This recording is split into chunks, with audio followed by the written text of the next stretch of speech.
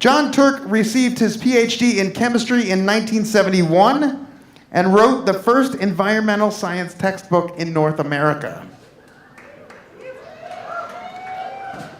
He has since engaged in extreme outdoor expeditions. Jon's circumnavigation of Ellesmere with Eric Boomer was nominated in 2012 by National Geographic as one of the world's top 10 adventures of the year, and was also awarded Expedition of the Year by Canoe and Kayak magazine. He received first place in print journalism by Northern Lights Awards. Jon's most recent book is The Raven's Gift. His newest book, Crocodiles and Ice, A Journey into Deep Wild, will be released in September. Learn more about Jon and his work at jonturk.net. He also wrecked his bike pretty badly today and arrived here 20 minutes after being released from the hospital. Please welcome Jon Turk.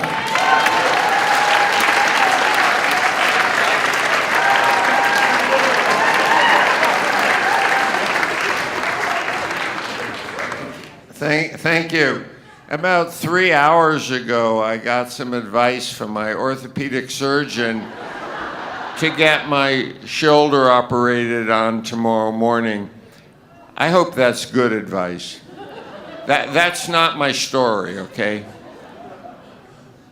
The Arctic Ocean is about 5 million square miles, about the same size as the United States, the continental United States.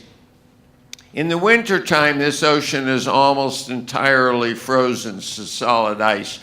But in the summertime, under the influence of 24-hour sunlight, the ice breaks up into chunks and it starts moving around, driven by the spin of the earth and the winds and whatnot. And you have this maze of ice and water, and it's all slurring around. Some of these ice floes are like 6 feet thick and might be the size of a football field. Some of them are 50 feet thick and large enough to land an airplane on. Some of them are golf ball size. Okay, so you have this mix of ice. And the Arctic Ocean is largely landlocked. But there's a few straits where it's connected to the greater oceans of the world. One of these straits is the Nares Strait between Greenland and Ellesmere Island up in the Canadian Arctic.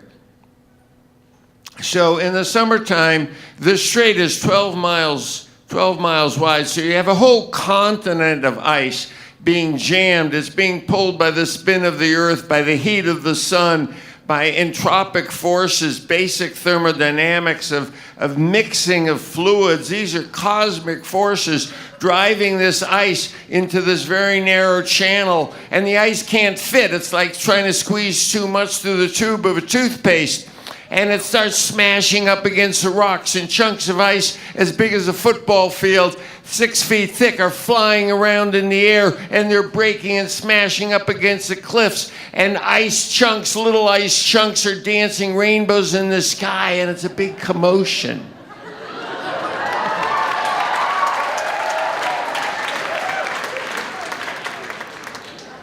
And Eric Boomer and I were in our kayaks trying to kayak south in this.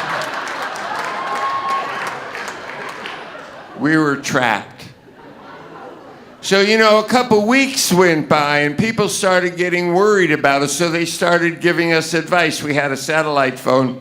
So the first advice was from a friend of mine, Paul Attella. He said, "Don't do anything stupid." Yeah, right. I mean, the last guy that got caught in the ice that I heard about, that fell out of his boat, within seconds, he was squished until his eyeballs popped out, right? It would be stupid to get in our kayaks and try to go out in that mess. But it would also be stupid to wait here in the high Arctic with no chance of rescue until we ran out of food and winter came on and we froze to death and starved to death. So don't do anything stupid is not really much of an advice in any way. It's like patting you on the butt and saying, "Good job, boy," So, okay, so another couple days go on and And then we get a text from the Canadian Coast Guard commander. I figure, well, this is going to be really good advice. This is going to work.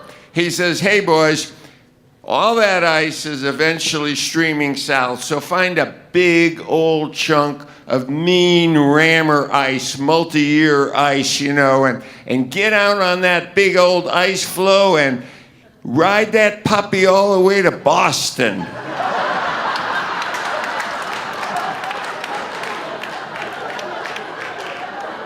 So we said, yeah, that's good advice.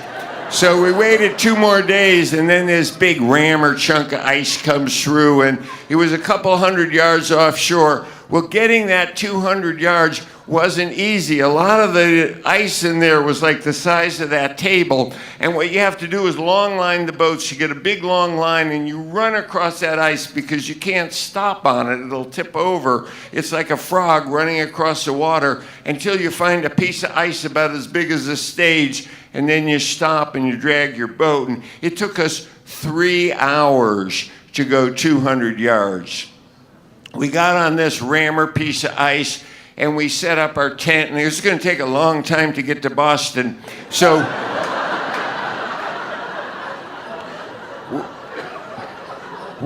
we look at our GPS, and we're going a half a knot south. Well, a half a knot is 12 miles a day. It's not that fast, but we're making it through the Nares Straits. So we're doing good. We go to sleep. Boomer shakes me awake, and he says, hey, John, we got a problem. And he's holding his GPS, looking at it like it's a Bible. I said, what's wrong, Boomer? He says, we're not going south anymore. We hit a back eddy. We're going 3 miles an hour north towards the North Pole. And oh no, so we jump out of our tent and we run around, and all the ice relaxed. We were on this big floe in the middle of an ocean, and there's no ice anywhere.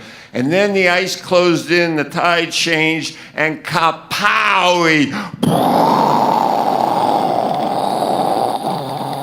And our floe starts shaking and rolling like it's an earthquake, and it starts breaking into pieces, And we pile everything in our kayaks,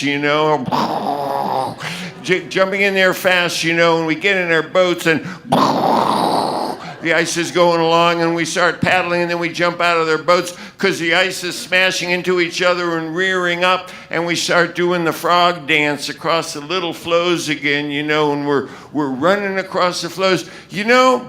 We thought this was good advice from the Coast Guard commander, but now it didn't seem like good advice.